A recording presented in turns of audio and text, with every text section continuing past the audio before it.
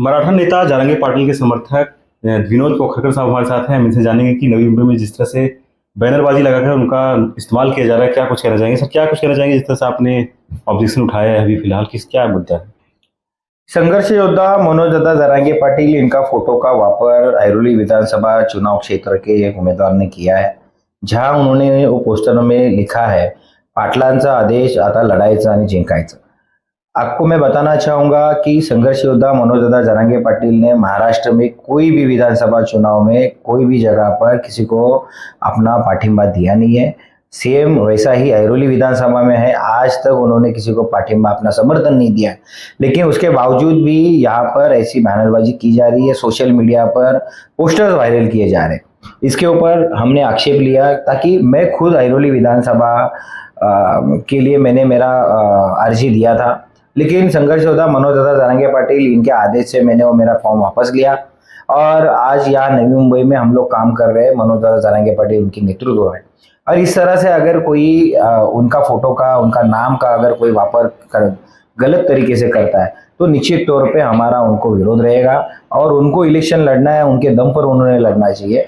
कहीं ना कहीं समाज का नाम और ऐसा हमारे नेता का नाम यूज करना ये बात गलत है।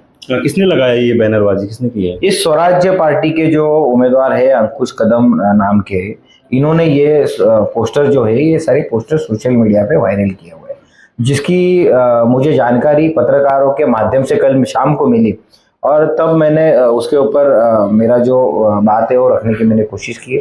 हमने मनोजदादा से भी, मनोजदादा की टीम से बात की, उनको ही हमने पूछा कि आपने ऐसा कोई समर्थन दिया है क्या।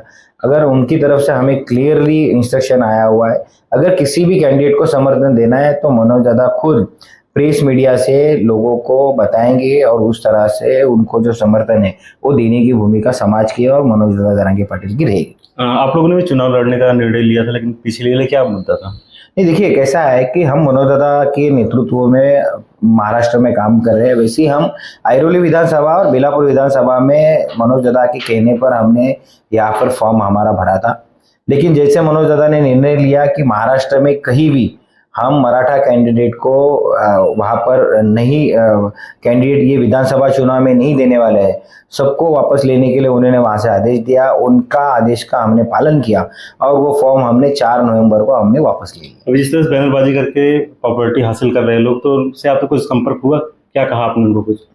नहीं, देखो उन्होंने मुझे तो संपर्क नहीं किया, लेकिन मेरे जो सहकारी है उनको उन्होंने फ़ोन किया था।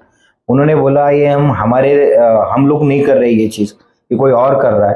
तो उन्होंने दूसरी बात ये बोली कि एक बार आप मनोजदादा से बात कर लीजिए, कि उन्होंने समर्थन दिया हुआ है। एक साइड से वो बोल रहे हैं कि आप मनोजदादा से बात करके कंफर्म कर लीजिए, दूसरे साइड से वो बोल रहे हैं कि ये हम नहीं कर रहे, कोई और कर रहा है। तो मेरी आपके माध्यम से उनको मेरी गुंजाइश है कि आपका जो स्टैंड है वो क्लियर करें। ये आपने किया है तो आप बोलिए हमने किया है, अगर ये नहीं किया है तो आप बताइए हमने नहीं किया है।